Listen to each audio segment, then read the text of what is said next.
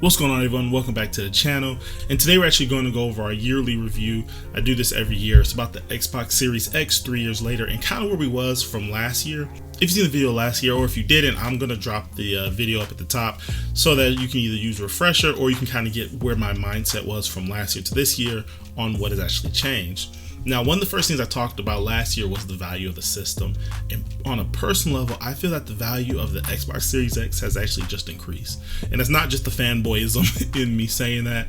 I'll explain what I mean by the value. So far as the system goes, or as far as Microsoft has gone, for the first time in a while, Microsoft has really focused on their in-house IP. And this year really shows with pretty good games. We started the year off with Hi-Fi Rush, which was pretty much critically acclaimed. Redfall, we're not going to talk about that game. Then you had Starfield that dropped towards the end of the year, and Forza as well. Now, a lot of people do have mixed feelings on Starfield. For me, I just look at it as another Bethesda game, but it was pretty good all in all. But when Forza came out, I don't think a lot of people had issues with Forza. Forza was pretty much just another great Forza game. Microsoft has also did things like fixing things like Halo. For example, Halo has had a rough few years since it launched, and right now Halo's finally getting its stride, and that is a really good game. I feel like if you're really into FPS games, and especially online FPS games, like to have that type of game locked under the Microsoft brand, you're going to kind of want to have an Xbox. You can also play it via your PC, but a lot of people that don't play on PC, or they just want to sit in front of their TV on the couch, you know, this is going to be a good game to go to, especially if you're tired of games like Call of Duty, for example. But also bringing up Call of Duty, this is kind of more so talking in the future, and this is going to be more of my 2024 video. The value of Xbox is going to jump up even more relatively soon because of that Activision Blizzard deal that just actually concluded.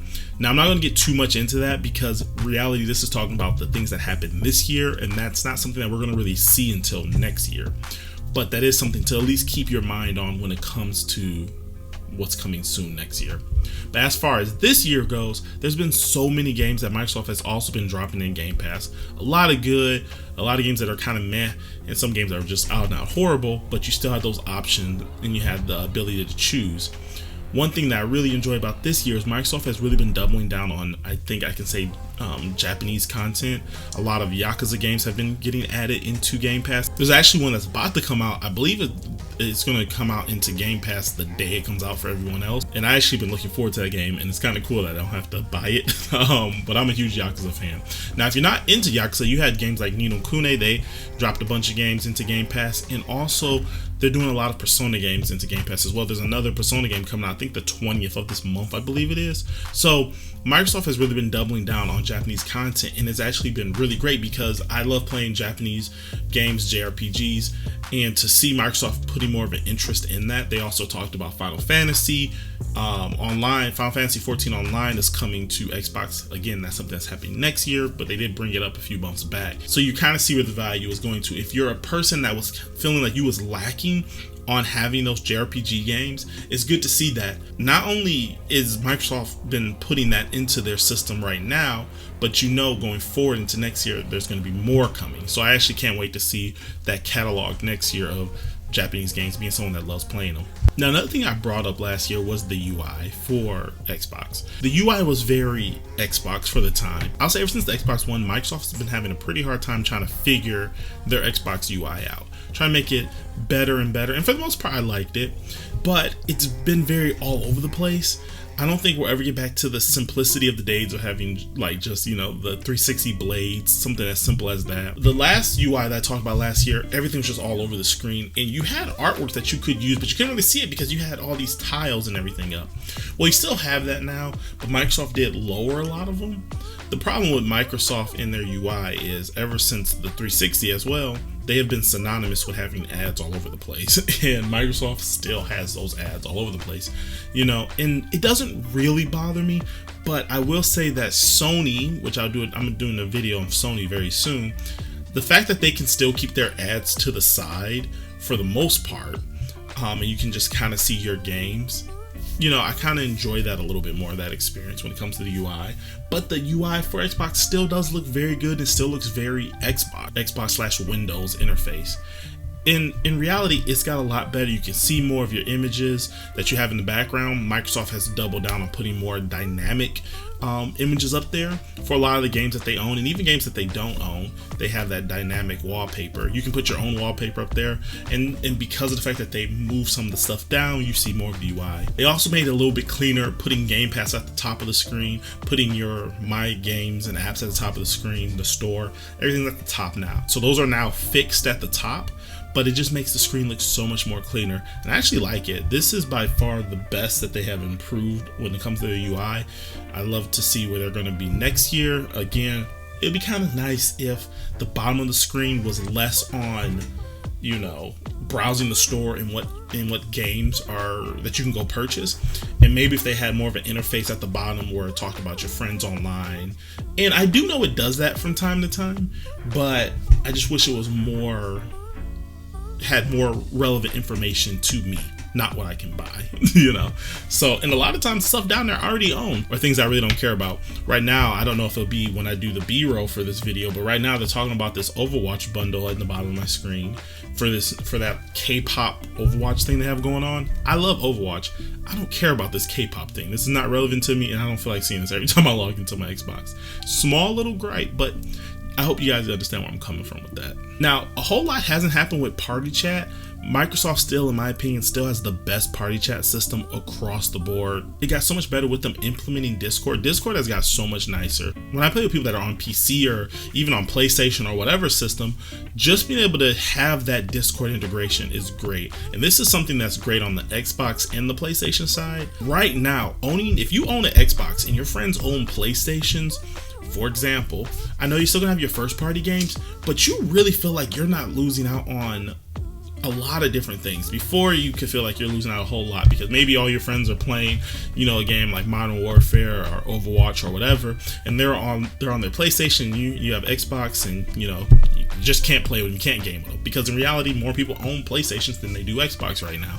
But this integration is so well with Discord, that's why I bring it up. It feels like it's so integrated into the system that when you join a party with people, it's pretty seamless. I love it, and it's one of the best features. I'm not a huge Discord user, but the fact that it's the thing that bridges the connections between PC gaming and PlayStation gaming and Xbox is just phenomenal, you know. And so pretty much I love it. Hopefully they'll come out with a Switch version, but I think that's just pretty, since there's no microphone on the Switch, I think that's just going to be using your phone. I still have the same system that I got back in 2020, and it's still quiet.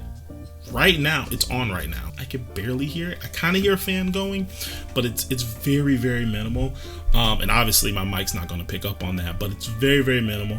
And I am someone that actually uses an air gun to constantly clean out for dust, because it has built up a lot of dust, and it probably would be a little bit worse if you just never took care of your system. But I try to clean it out regularly, you know, and regularly mean every few months or so, when I start seeing dust build up into it. And I love the fact that you can easily see inside of the system if you just hit it with a light in the back of it. You can obviously look down from the top, but I like to keep that as clean as possible. And for the most part, there's not a lot of huge cakes of dust because of the fact that I keep it clean, but that also keeps it very quiet. It runs really well. I don't have a whole lot of crashes on this system. All these years later, I still don't have a lot of crashes, and I'm running alpha skip ahead software on there. Every now and then I do notice some bugs and issues, and I think only one time did it get really bad where I had to roll it back. But for the most part, even on alpha skip ahead software, it runs really, really smooth. Now, the one thing that's still a problem is the storage space.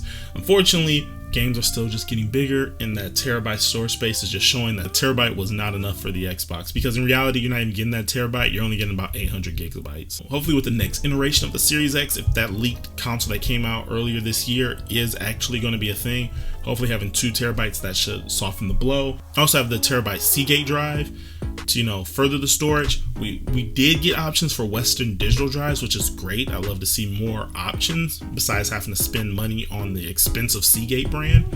But you know, as more options come out, hopefully that gets a little bit better, but the storage is still an issue that we're going to continue having with this model of the Xbox, unfortunately. Now, the biggest thing, probably more than anything, is just playing games. How's playing games been? Playing games is phenomenal. Like I said, the system rarely crashes. It does happen every blue moon, but for the most part, it doesn't really crash a lot. The thing that I enjoy about the system is it hasn't really shown its age yet, which in technology, 3 years could start showing its age.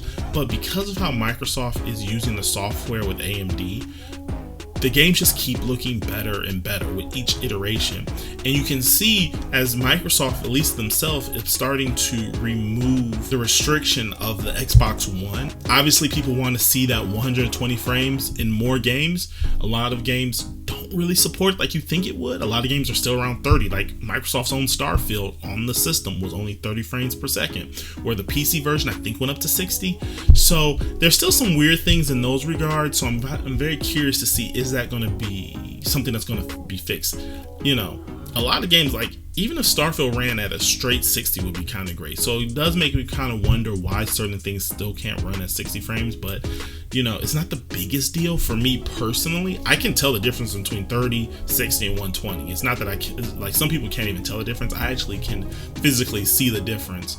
But in certain games, it doesn't matter to me. Games like Halo, games like Overwatch, I can 100% tell the difference. But games like Starfield, it's not a big deal. I would like to get at least 60 frames per second on games like Starfield. Ultimately, you can see Microsoft is in the direction of trying to be that all-in-one system. Now, hearing that at Xbox before was a bad thing, all-in-one being, you know, this TV machine. But they're trying to make it where it's this all-in-one gaming machine. And they're really trying to get rid of these console exclusivities. Now, obviously, you're still going to have your Sony-made games, and you're still going to have your Nintendo-made games. Those are going to stay. But even when it comes to third-party games, Microsoft tried to get companies like Square Enix, for example, to lock down on the Xbox. They're already talking about putting WoW on the Xbox. And that's something that they said they've been talking about for a while now. But now that they actually are owned by Microsoft, we can see things like that happening. The Xbox is also improving more support to have keyboard and mouse support integrated into the system. And I'm just very curious to see where this system's going to go. So far, my thoughts on this is Microsoft has been doing phenomenal this year. Their game lineup has been good. Their Game Pass lineup has been good. And I'm very excited to see what's going to happen in 2024. So the thing is, ultimately, is this worth having? Should you run out and get it if you've been waiting? You know, maybe you're still using the Xbox One X and you've been wondering, should you upgrade to the Series X? Obviously, with Microsoft cutting off support for those systems, you definitely want to upgrade regardless. But because Microsoft is being more aggressive with their gaming model, it's definitely worth plunging and spending the $500 or even getting the Series S. Now, I do know that the Series S does have some more restrictions behind it. Like, for example, Baldur's Gate 3 will not have split screen. And that can be an issue for some people. A lot of games are more online focused anyways now. Instead of having that split screen, you have online. So, you know, at the end of the day, even that Series S, whether you get the one that's the 512 model or the terabyte, I would definitely suggest go for the terabyte. But even still, I think this is a great system to get. And I think anyone who has it will really enjoy it because the stigma of Xbox having no games is gone away. Microsoft has been doubling down on making sure they have games, third-party and first-party games. And next year, it's looking like they're going to have even that much more. One more thing I have to add.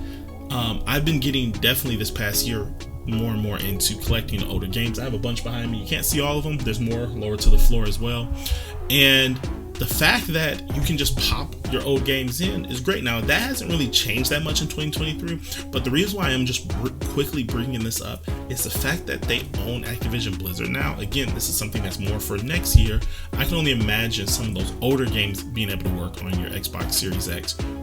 Not only just that, but also games that you can purchase in the store. So even if you don't have the CD, they may bring those games back where you actually can buy them out the store. So it does backwards compatibility that way. So I'm very, very interested. Everything on Xbox is just looking good. Again, the first party line can still be a little bit stronger. Microsoft this year has been doing a lot of fixing of things. They've been really reworking their foundation, and I can only imagine that 2024 is going to be that much better. But that's just my thought. Is it worth it? I 100% believe it's worth it. If you have the funds and the means to do it, go out and buy it. I don't think we're going to be seeing a new Xbox drop anytime soon. I know they're talking about revising the current system, and that would be something for another video that we talk about or something if you should wait on. But as of right now, this is definitely worth the buy. It's still a great system. It's actually just gotten significantly better, like a lot better, especially from when the system first launched. If you watch my first video where it first launched and all those complaints I had then versus where it is now, it's like night and day. The next video I plan on going into is the PlayStation 5 3 years later as well. And then I'm going to do a video where they're kind of going head to head, where I look at pretty much the PlayStation has been winning in my videos every single year, even before it launched. Anyway, thanks so much for watching this video. Like I said, My socials are all down below. Subscribe and give me a follow on some of those. Anyway, thanks so much for making it to the end. I'll catch you all in the next video.